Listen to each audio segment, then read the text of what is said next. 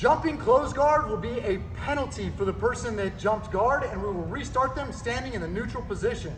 For example, Orlando will jump guard to the close guard position on his opponent. So he could be up in the air or he could be down on his back. But jumping guard with both feet leaving the ground at the same time is illegal. Stop, and we will start them back up on their feet, and it will be a penalty for the person who jumped guard, restarting them in the neutral position. A no contact guard pull will be conceding the takedown. For the person who is standing will gain 1 point or on the top position. For example, there has to be no grips. Orlando sits guard. This will be allowed, but it will be 1 point for the person who is on top and gains top position.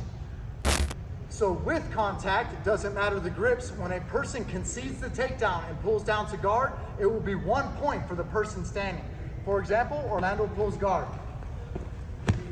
This case was an open guard. Let's do it again, Orlando. Pull half guard, pull spider guard, pull deli either, anything you'd like. Any type of situation here, guys, where a guy pulls guard, he concedes the top position. We'll count 3 seconds, and then we will give 1 point for the person who's on top.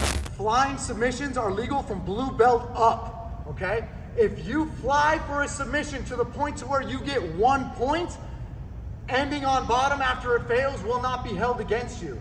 If you fly for a submission and it is not worthy of 1 point and you just end up on bottom, 1 point for conceding the takedown will be held against you. So we'll use an armbar for example. Orlando goes for a flying armbar, and at this point, he's got his opponent's arm stretched, and then he messes up and now he ends up on bottom. He would get 1 point for the submission attack, but he would not be held to the standards of having a conceded guard pull be held against him for 1 point. So if you get 1 point for a submission attack, you won't get penalized for being on bottom. But if you fly for an armbar or a triangle or guillotine, anything that's a flying submission, and it is sloppy and you fail, it will be 1 point for the person who remains in the top position. Orlando goes into a move, pulls guard, right into a sweep. So because he did technically pull guard, this won't be held against him because it was immediately action. It was immediately getting on top. So it will be 2 points after 3 pumps of the fist for the person who is in top position. Again, Orlando shows a takedown that goes straight into a top position, even though he sacrificed onto his back. There's a million different variations. We're just giving you one right there. So tomo nagis or lateral drops of different variations, sacrifice throws, anything in which you pull yourself to the bottom position, but you immediately reverse or sweep to the top position will not be considered a conceding the takedown 1 point. It will be 2 points for the person doing the reversal.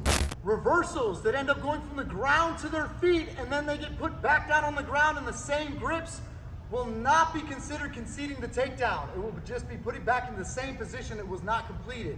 For example, Orlando's in half guard and he starts to rise up into a sweep or a reversal with his underhook grip game, and Trey puts him back down on the ground in the same position. This will not be conceding the takedown for the gi that is black. This will be just being put back down into the guard position. Again, let's do it one more time, boys. He rises up into a single leg, and he gets put back down into the same position. This is not going to affect him.